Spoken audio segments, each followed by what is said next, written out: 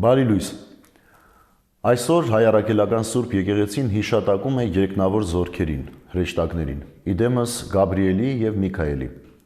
Այս առումով եւ այս առիթով սիրելիներ թույլ տվեք շնորհավորել բոլոր Գաբրիելներին եւ Միքայելներին եւ մասնավորապես նաեւ հիշել այսօրվա հաղորդման մեջ մեր Միքայել Սրբազանին, ով անազատության մեջ է, եւ մաղթել քաջ առողջություն, արևշատ օրեր եւ իհարկե շուտապույտ ազատում։ Այսօրվա ընդերցումը, ինչպես հասկացաք, պիտի առնչվի հրեշտակներին եւ նրանց դերակատարությանը։ Մենք բոլորս ըստ մեր վարդապետության ունենք մեր պահապան հրեշտակները։ Սակայն սիրելիներս, հրեշտակները ոչ միայն պահապաններ են մեզ, ոչ միայն պաշտպանողներ են մեզ, այլ նաեւ վկայողներ են։ Այս մասին թեթև ակնարկ կա այսօրվա ընթերցման մեջ Մատթեոսի ավետարանի 18-րդ գլխի։ Զգույշ եղեք, չարհամարեք այս փոքրիկներից որևէ մեկին։ Ասում եմ ձեզ, որ նրանց հրեշտակները երկնքում մշտապես տեսնում են իմ երկնավոր հոր երեսը, որովհետև մարդու որդին եկավ կորածին փրկելու։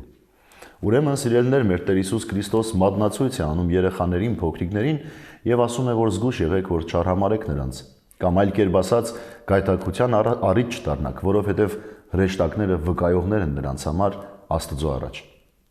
Եվ այսպես բոլորին է վերաբերում։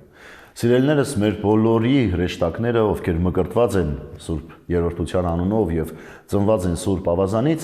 մեր հրեշտակները ոչ միայն մեզ պաշտպանում են, ոչ միայն մեզ հետ են մեր ամբողջ կյանքի ընթացքում, այլ նաեւ նրանք վկայողներն են մեր բարի եւ վատ արարքների։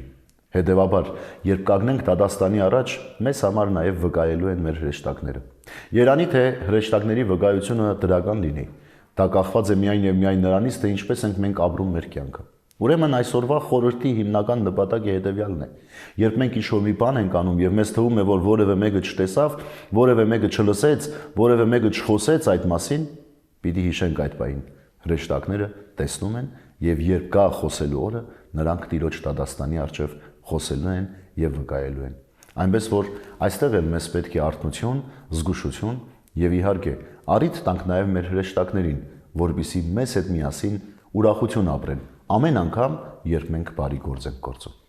Բարի եւ խաղաղ օր ձեզ բոլորիդ սիրելիներս։ Աստված օրհնի ամենքիս։